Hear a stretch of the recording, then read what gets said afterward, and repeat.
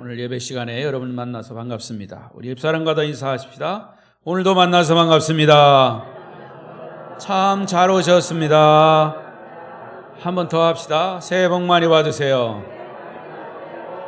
감고사축 감사합니다. 고맙습니다. 사랑합니다. 축복합니다. 벌써 설도 지나고 새해 들어서 2월이 됐습니다. 첫 번째 주일 예배의 자리에 나오신 여러분을 축복하고 환영하고 주 안에서 사랑합니다. 오늘 비대면으로 영상 예배로 함께 하시는 분들 있으시면 그분들에게도 함께 말씀으로 큰 은혜가 되시기를 바랍니다. 오늘 말씀의 주제는 구원받은 자의 삶 8번째 시간으로 선으로 악을 이기는 삶입니다. 같이 해볼까요? 선으로 악을 이기는 삶. 선으로 악을 이기는 삶을 살자.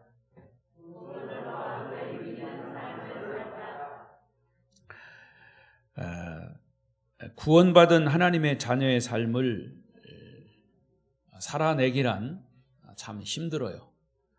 다시 말하면 예수 믿는 자답게 이 세상에서 사는 것은 참 그렇게 쉽지 않습니다. 그럼에도 불구하고 우리가 복음으로 예수 믿고 구원받아서 하나님의 백성으로 살아가는 그런 자의 삶을 살아내야 합니다. 그것은 오늘 성경에서는 선으로 악을 이기는 삶이라고 딱 요약하고 있습니다. 그런데 반대로 이 세상에서의 삶, 세상 사람들의 삶은 물론 다는 아니지만 보편적으로 악으로 선을 이기는 삶을 삽니다.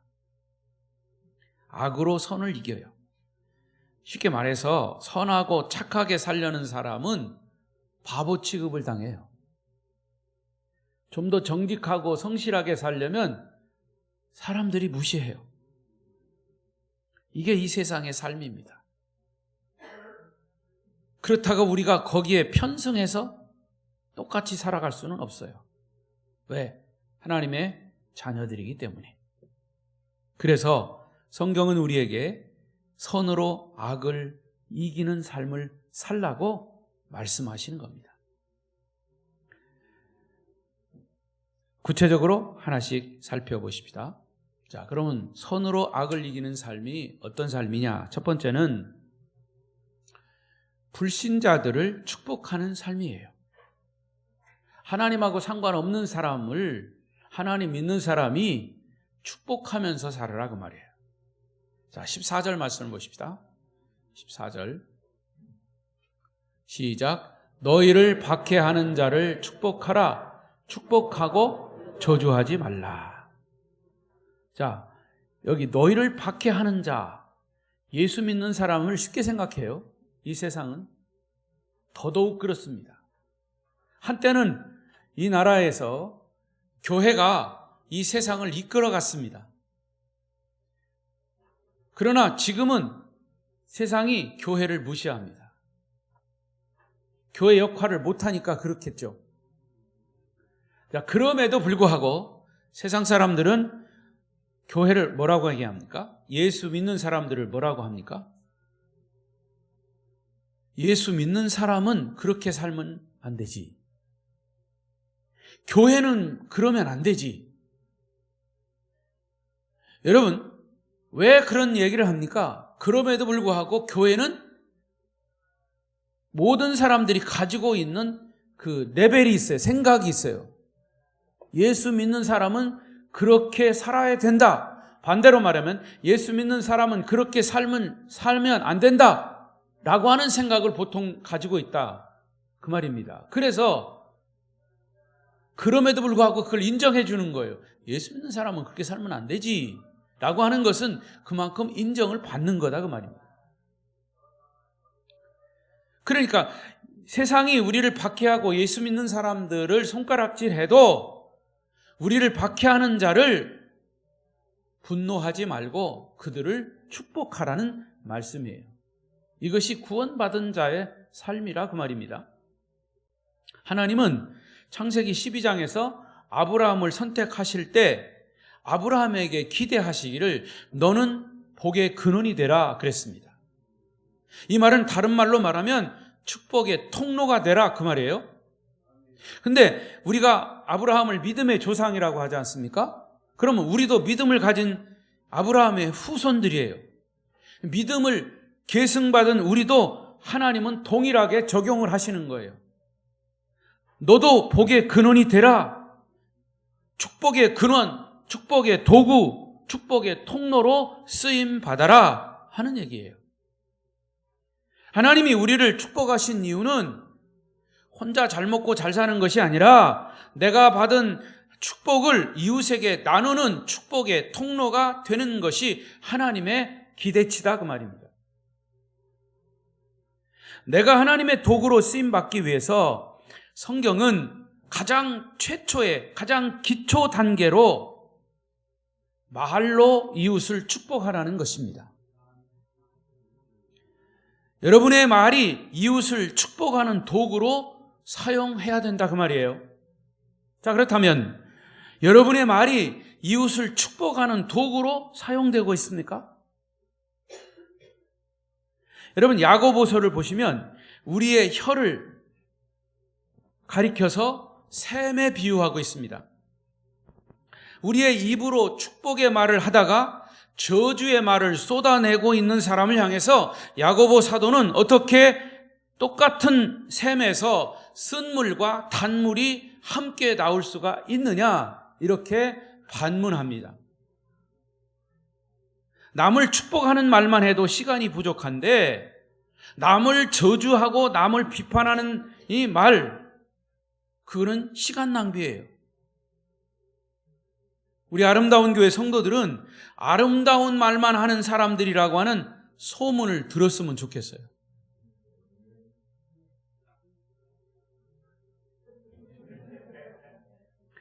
여러분은 어떤 말을 사용하고 계십니까? 여러분이 지금 평소에 사용하고 있는 말은 바로 그 사람을 말하는 거예요. 내가 지금 자주 사용하는 말은 그 사람의 인격을 말하는 거고, 그 사람의 성품을 말하는 거고, 그 사람의 사람됨을 말하는 거예요. 여러분은 남을 저주하는 말을 하십니까? 남을 축복하는 말을 하십니까? 지금 그 사람이 어떤 말을 하는가가 지금의 그 사람의 모습인 거예요. 성경은 당신의 입으로 축복만 하고 저주는 하지 말라고 하시는 거예요. 아름다운 교회 성도들은 다시 말하면 아름다운 말만 그렇게 하시기를 바랍니다. 내가 남을 저주하면 그 말이 다시 돌아와서 나에게 저주가 되는 거예요. 제가 언젠가도 말씀을 드렸고 찬양을 드렸는데, 제가 어릴 때 아주 이 유년부 초등부 시절에 배운 찬송이에요. 남의 말 내가 하면 그 말이 돌아오고, 남의 흉 내가 보면 나도 흉을 잡힌다. 가는 말이 고와야 오는 말도 곱고, 가는 정이 있어야 오는 정도 있단다. 예수님은 오늘도 내 귀에 속삭이신다. 대접을 받으려면 남을 대접하여라. 할렐루야. 지금까지도 기억하고 있어요. 대접을 받으려면 남을 대접하라. 내가 남을 축복하면 그 축복이 나에게 돌아오는 것이고, 내가 남을 저주하면 그 저주가 결국에는 나에게 돌아오는 것입니다. 두 번째로, 이웃의 공동체와 함께 하라 했습니다. 불신자라도 사실은 그들의 삶 속에 우리가 동참하지 않으면 우리는 그들에게 사랑을 나눌 수 없고 축복을 나눌 수가 없어요. 15절을 보십시다. 15절 시작. 즐거워하는 자들과 함께 즐거워하고 우는 자들과 함께 울라. 자, 여기 두 번씩 강조된 단어는 함께라고 하는 단어예요. 사회학자들의 말에 의하면 현대인들의 비극 중에 하나가 있다고 합니다. 그것은 공동체 의식의 상실이다, 그렇게 말합니다. 공동체 의식의 상실. 우리는 이 사회 속에서 사회적 동물로 살아갑니다. 함께 살아간다 그 말이에요. 그런데 지금은 함께 사는 것, 더더군다나 이 코로나 상황에서 함께 하는 것, 코로나 때문에 아예 법으로 자꾸 함께 못하게 해요. 함께 해도 겨우 이 마스크 쓰고 말하지 말라는 거예요. 물론 우리가 그런 방역도 해야 되지만, 그런데 여기서 중요한 것은 우리는 이 공동체 의식을 잃어가고 있어요.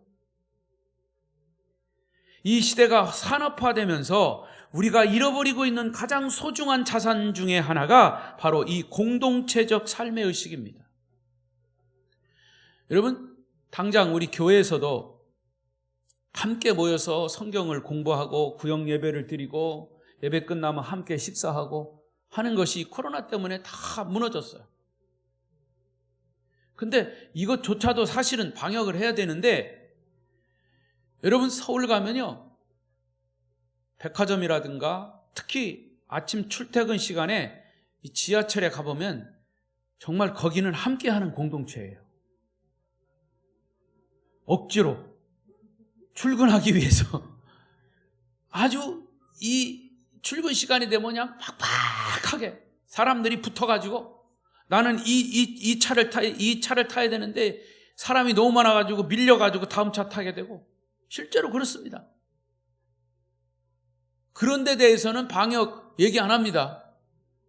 만약에 이런 식으로 방역을 함께 하지 말라고 하면 올 스톱 해야 돼요. 전철 올 스톱 해야 돼요. 왜? 거기서 이게 전파가 되기 때문에. 그러니까 사실은 제가 다 얘기할 수는 없지만 중요한 것은 우리가 공동체 의식이 점점 잃어가고 있다는 거죠. 문명이라고 하는 이름으로, 문화라고 하는 이름으로 극도로 개인주의화 되어버렸습니다. 예를 들면 이 스마트폰이 있죠, 여러분. 스마트폰. 지금도 저 우층에는 목사님 안 보인다고 스마트폰 가지고 설교는 안 듣고 장난하고 있을 거예요. 안 봐도 다 알아. 이 스마트폰은 이게 우리 인간들이 발명한 최고의 문명의 이기예요. 도구예요. 그래서 스마트폰 하나면 모든 기능을 다 활용할 수 있어요. 과거에 우리 가족들은 텔레비전을 보려면 모두가 함께 텔레비전 앞에 옹기종기 모여 앉아 있었습니다. 옛날에 텔레비전이 많지 않을 때 텔레비전 있는 집에 이웃집에서 놀러 와가지고 그 텔레비전 연속극 보기 위해서 다 둘러앉았었어요. 여로를 보기 위해서. 그래서 가족이 함께 TV를 시청하면서 이웃과 함께 시청하면서 대화를 나누곤 했습니다. 이게 공동체의 의식이에요. 그러나 이제는 그런 얘기는 먼 옛날 얘기예요. 요즘 젊은 애들한테 그런 얘기하면 옛날 얘기예요. 알아듣지도 못해요. 얼마든지 혼자서도 그런 문제를 해결할 수 있습니다. 스마트폰만 있으면 웬만한 일은 다 처리할 수 있어요. 그뿐 아니라 집도 완룸이에요. 혼자 사는 룸. 침대도 개인용, 화장실도 개인용, 밥도 혼자 먹는 혼밥. 이 세상이 혼자 사는 혼족들로 넘쳐나고 있어요. 그러면서 이런 것을 축복이라고 생각합니다. 이렇게 뿔뿔이 나누어지는 개인주의적인 삶을 우리는 문명의 발전이라고 생각을 해요. 그러나 동시에 공동체 삶의 유대 관계를, 정신적인 유대 관계를 함께 한다는 이런 굉장히 중요한 의식을 우리는 잃어가고 있다는 사실을 간과하고 있다는 거죠. 성경은 뭐라고 말합니까? 즐거워하는 자들과 함께 즐거워하고 우는 자들과 함께 울라고 말씀합니다. 예수님이 승천하신 직후에 1세기에 살던 그리스도인들은 지금 우리가 누리는 그런 문명의 혜택은 전혀 없었습니다. 오히려 그들은 예수 믿는다고 하는 것 때문에 심한 박해를 받고 쫓겨다니며 살았습니다. 지하 동굴 카타콤이라고 하는 곳에서 지하 공동묘지에서 공동체의 삶을 살았어요. 근데 사실은 카타콤은 지하 묘소가 아니에요. 거기는 삶의 터전입니다. 자, 카타콤의 그림을 한번 보여주세요. 자, 이게 동굴이에요, 동굴. 로마에 가면 이 카타콤베라고 그러죠. 카타콤. 지하 동굴, 동굴 묘소입니다. 저 층층이 되어 있는 게 사람 죽으면 밖으로 나갈 수가 없으니까 죽으면 거기다 묻어버리는 거예요. 여러분, 동굴에다가 사람을 묻으면 어떨까요? 엄청난 냄새가 날 거 아니에요. 사람 썩는 냄새. 그런데 희한하게요, 저 카타콤, 이 로마의 카타콤에 제가 가봤습니다만은 거기는 정말 그리스도인들이 지하 동굴에 가서 신앙생활 하면서 거기서 살았던 데예요. 그래서 사람 죽으면 거기다 그냥 묻어버리는 거예요. 근데 나중에 발견한 것은 이 지하 동굴에 있는 저 흙은 모든 냄새를 빨아들이는 흙이에요. 그래서 시체를 묻어도 냄새가 전혀 나지 않아요. 만약에 냄새가 난다면, 사람 썩는 내가 난다면 저 사람들이 어떻게 이 지하의 동굴에서 살았겠습니까? 질식해서 죽죠. 그런데 하나님께서 특별히 그리스도인들을 위해서 선택한 그런 땅이었다, 그런 동굴이었다, 이렇게 나중에 해석을 했습니다. 그러니까 어쨌든 그들은 예수 믿는 공동체 핍박을 피해서 지하 동굴을 파서, 저기 가면요 미로예요. 아직도 지금 발굴되지 않은 것이 많다고 해요. 한번 들어가면 못 나와요. 안내자가 있어야 나옵니다.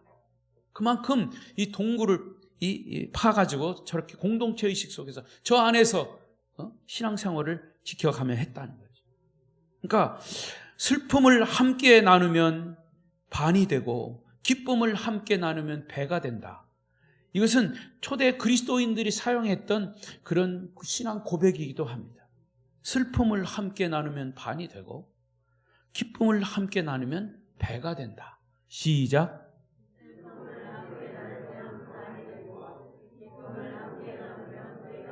예, 정신 차리고 계시군요. 여러분, 우리가 슬퍼할 때 그 슬픔을 함께 나눌 수 있는 대상이 있어서 함께 슬픔을 나누다 보면 그 슬픔은 반이 되는 겁니다.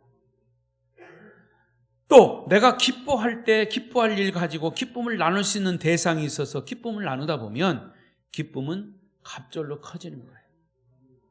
이번에 설에 다 방역하고 마스크 쓰고 102세 되는 어머님을 가서 뵀습니다. 우리 손자들 4대죠. 할머니, 할아버지, 아죠. 증조 할머니, 할아버지, 우리 아들, 저기 손자까지 4대입니다. 가족들이 다 모였어요. 저희 어머니가 얼마나 좋아하시는지 몰라요. 예, 만날 때는 만나서 기쁘고 헤어질 때는 또 헤어지면서 그냥 또 슬퍼하시고 또 우셔요. 막내 아들을 얼마나 사랑하시는지. 가끔 전화하셔서 나 막내 아들 보고 싶다. 그러면서 뭐라고 그러냐, 절대 오지는 마라. 코로나도 힘들으니까 오지 마라. 가족들이 다 이렇게 4대가 함께 모여서 짧은 시간에 이렇게 함께 했는데 얼마나 함께 행복했는지 몰라요. 같이 하니까 기쁨이 배가 아주 10배, 100배가 되는 겁니다. 이것이 공동체적인 삶이에요. 그런데 우리는 함께 하지 못하기 때문에 이런 나눔의 축복을 잃어버리고 있습니다. 여러분에게는 슬픔이나 기쁨을 나눌 수 있는 이웃이 진정 있는가? 그래서 사도 바울은 우리의 눈을 이웃에게 향하라고 말씀하여 즐거워하는 자들과 함께 즐거워하고 우는 자들과 함께 울라고 말씀합니다. 우리가 이 말씀에 정말 일찍부터 순종했다면, 예수 믿는 사람들이 더 일찍 이 말씀에 순종했다면 이 사회는 얼마나 달라졌을까요? 구원받은 하나님의 백성들인 저와 여러분, 이웃과 함께 기쁨과 슬픔을 나누시는 그런 은혜가 있으시기를 바랍니다. 그 다음에 세 번째는 겸손해야 한다 그랬어요. 구원받은 사람들의 삶은 겸손한 삶이에요. 우리가 불신앙의 세상을 향해서 표현할 수 있는 것은 주님의 사랑, 겸손함이에요. 여러분, 교만의 최대의 비극은 뭐냐? 사랑하지 않는 것이 교만입니다. 왜냐? 사랑은 자신을 낮추거나 희생하는 것이기 때문이죠. 우리 하나님은 영광과 찬양을 받으시기에 합당한 하나님이심에도 불구하고 우리를 구원하시기 위해서 육신을 입고 이 땅에 사람으로 오셔서 종으로 자신을 낮추시고 십자가에 죽으시고 부활하신, 그래서 가장 낮은 그런 희생과 겸손을 보이신 분이십니다. 주님은 우리를 사랑하시기 위해서 그렇게 겸손하셨다고 말입니다. 예수님의 겸손에 특징적인 것 두 가지가 있습니다. 하나는 이스라엘의 베들레헴에 가면 예수님이 탄생하신 예수님 탄생교회가 있습니다. 그런데 예수님 탄생교회, 예수님이 탄생하신 곳을 기념해서 그 예수님 탄생교회가 이제 세워졌죠. 그런데 이 예수님 탄생교회에 들어가는 교회 문이 아주 작게 설계가 되어 있습니다. 그래서 이 예수님 탄생 교회를 들어가려면 그 문을 통과해야 되는데, 그 문을 통과해야 되면 일반 사람들보다 작게 되어 있기 때문에 구부려서 들어가야 됩니다. 자, 그림을 한번 보여주시죠. 예수님 탄생 교회. 이게 예수님의 탄생 교회 이제 어떤 들어가는 이제 문 입구인데요. 이제 벽이에요, 벽. 자, 저렇게 작게 설계가 되어 있어요. 그래서 모든 사람들이 저기를 들어가려면 저렇게 구부리고 들어가야 합니다.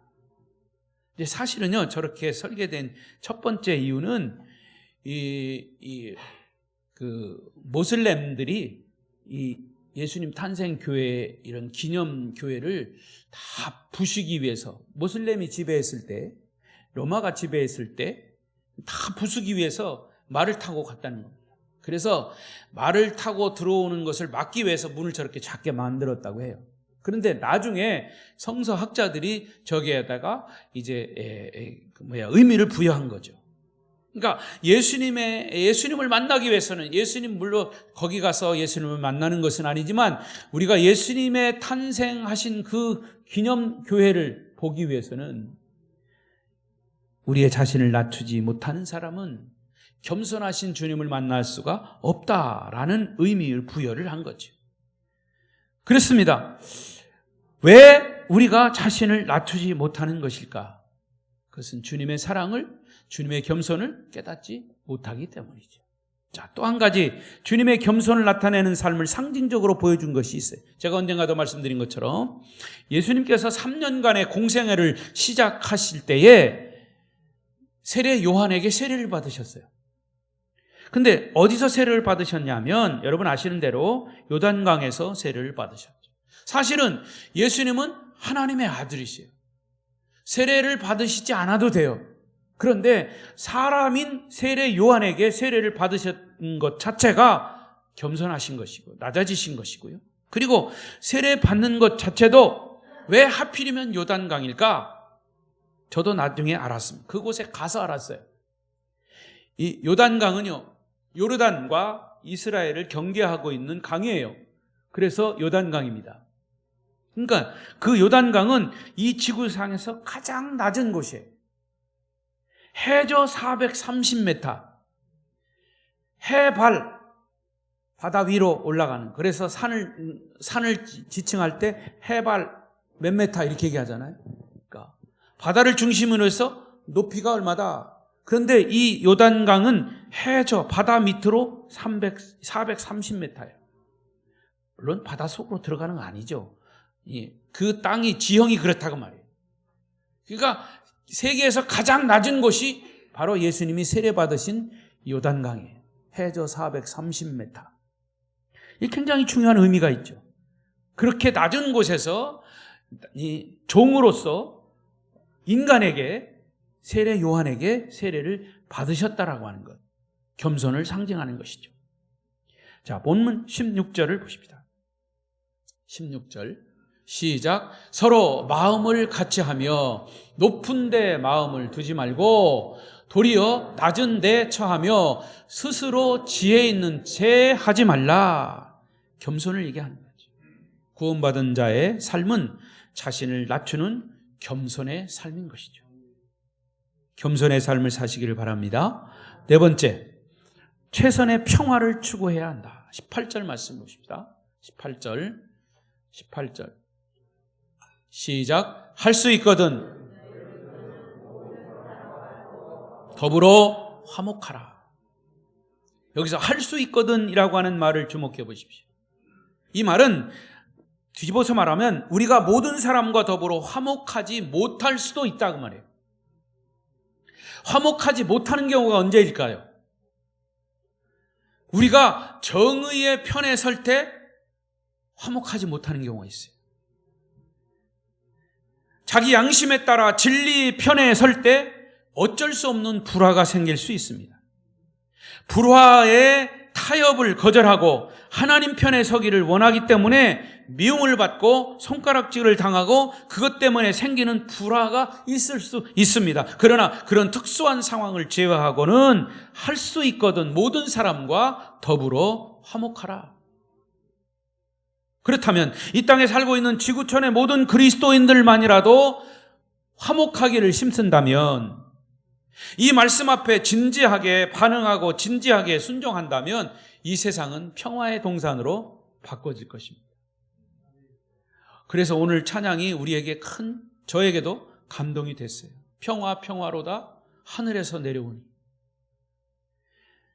구원받은 하나님의 자녀들 모두가 화목한 삶을 살아야 할 줄로 믿습니다. 마지막 다섯 번째로, 이웃에게 구체적인 선을 베풀라. 20절 말씀입니다. 20절 시작. 내 원수가 줄이거든 먹이고 목마르거든 마시게 하라. 그리함으로 내가 숯불을 그 머리에 쌓아 놓으리라. 우리가 이웃에게 선을 베풀 때 그 이웃이 원수라고 할지라도 선을 베풀라 그 말이에요. 어떤 크리스찬 자매가 이혼할 수밖에 없는 상황에서 목사님을 찾아와서 상담을 했습니다. 예수 믿는 자매예요. 그러나 그 남편과 도저히 살 수가 없어서 이혼할 수밖에 없었어요. 그런데 그 목사님은 이 자매에게 이혼까지 결심하게 된 사실을 안타까워하면서 그래도 수많은 세월을 함께 살아온 남편인데 남편을 좀 더 사랑할 수 없겠는가 이렇게 물었어요. 그때 그 자매는 말하기를, 그 인간은요 내 남편이 아니에요. 도저히 같이 살 수가 없어요. 목사님 다시 말씀하시고, 그러면 남편이 아니라고 합시다.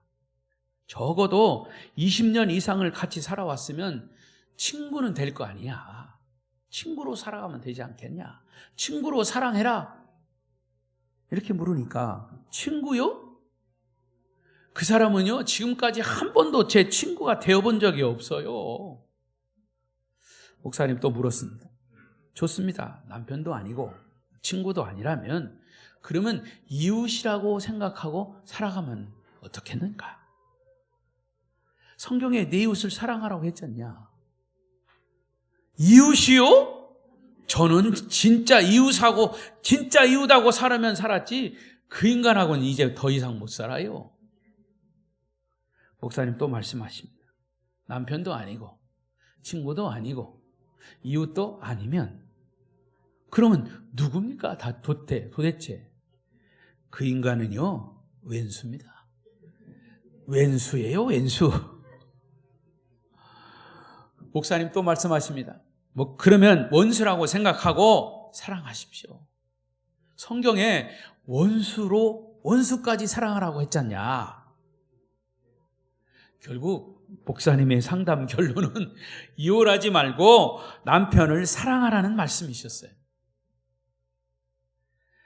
여러분은 너무나 익숙한 이 사랑하라고 하는 말씀을 얼마나 삶에 적용하시며 살아가십니까? 오늘 본문은 그 원수를 향한 자기의 삶의 자세를 말씀하고 있어요. 내 원수가 줄이거든 먹이고 목마르거든 마시게 하라. 여러분, 만약에 마음속에 그렇게 미워하는 사람, 원수가 있으면 그 사람이 줄이고 목마르면 여러분 어떤 생각이 드십니까? 아이고, 깨소금이다. 여러분 그렇게 생각 안 하시는군요. 보편적으로 그렇게 원수로 생각이 되는 사람이 있으면, 그가 배고프고 막 그렇게 못 살면 너 그렇게 살더니 그거 봐라 그런 마음이 들지 않아요? 근데 그런 마음을 갖지 말라는 거예요. 그러면서 뭐라고 그러냐면, 네가 숯불을 그 머리에 쌓아 놓으리라. 원수가 줄이면 먹이고 목마르건 마시면 네가 숯불을 머리에 쌓아 놓으리라, 그런 말씀이었어요. 자, 여러분, 숯불을 머리에 쌓아 놓는다는 얘기가 무슨 얘기일까요? 재밌는 표현이에요. 언뜻 보면 이해가 잘 안 돼요. 근데 이 말은 원래 잠언서에서 따온 말이에요. 잠언 25장 21절 2절 읽어보십시다. 잠언 21장 있습니까? 25장 21절 있어? 없어요? 없어요? 자, 제가 읽을게요. 내 원수가 배고파 하거든 음식을 먹이고 목말라 하거든 물을 마시게 하라. 그리하는 것은 핀 숯을 그의 머리에 놓는 것과 일반이요 여호와께서 내게 갚아주시리라. 핀 숯을 머리에 놓는 것이다. 자, 여러분, 한국 사람들의 삶과 유대인들의 삶이 비슷합니다. 그들의 문화를 보면 비슷한 점이 많아요. 그럼에도 불구하고 우리 젊은 사람들은 잘 모를 수 있습니다. 옛날 요즘처럼 추운 날, 겨울날에 우리를 따뜻하게 해주었던 것이 화롯불입니다. 화롯불. 이 화로라고 하는 단어도 아마 젊은 사람들은 생소할 거예요. 자, 사진을 보여주십시오. 자, 이게 화롯불입니다. 우리 여러분들 다 기억하시죠? 요즘처럼 뭐 히터가 없고 전기 골로, 석유 난로가 없을 때 날씨가 추워지면 이 화로에다가 숯불을 저렇게 놓고 불을 비치면 숯불이 돼서 화로를 따뜻하게 합니다. 그 방안을 따뜻하게 해줘요. 이게 화롯불입니다. 그런데 이 이웃집에, 우리 집에 숯불이 없을 때 이웃집에 가서 이 숯불을 빌려옵니다. 그래서 화로에다가 이 숯불을 담아 놓고 숯을 담은 화로를 머리에 이고 가서 불을 붙인 숯불을 빌려달라고 부탁을 합니다. 물론 이웃집도 비록 여유가 없고 정말 소중한 숯불이지만 이웃이 숯불을 빌려달라고 하니까 그 불을 당연히 빌려줍니다. 그러면 머리에 숯불을 이고 가는 거예요. 이웃집에서 빌려온 숯불을 화로에 담고 이고 오는 거예요. 이해가 됐는지 모르겠습니다. 그렇게 이웃이 필요로 하는 것, 그 이웃이 비록 나를 힘들게 하고 괴롭히던 그런 원수 같은 이웃이라 할지라도 그 이웃이 필요로 할 때, 정작 필요로 할 때 필요로 하는 것을, 그 필요를 숯불을 빌려주는 방법으로 채워줬다, 그 말이에요. 결국 오늘 본문 말씀도 이웃을 사랑하는 삶으로, 사랑의 삶으로 보여주라는 얘기예요. 이웃 사랑을 삶으로 보여주라, 그 말이에요. 그런데 과연 지금은 우리가 사는 것은 풍족해졌지만 그런 아름다운 이웃 사랑이 우리의 삶 속에서 이루어지고 있는가? 모든 그리스도인들이 요한복음 3장 16절을 모르는 사람은 없어요. 요한복음 3장 16절 다 같이 이제 눈을 감으시고 보지 말고 외워보십시다. 시작. 하나님이 세상을 이처럼 사랑하사 독생자를 주셨으니 이는 저를 믿는 자마다 멸망치 않고 영생을 얻게 하려 하심이라. 할렐루야. 자, 요한복음 3장 16절은 다 아는데 요한 1서 3장 16절을 아는 사람은 별로 없어요. 자, 요한복음 3장 16절을 체험한 사람들이 순종해야 할 것이 뭐냐? 요한 1서 3장 16절이에요. 자, 요한 1서 3장 16절 17절을 보십시다. 있습니까? 또 없어요?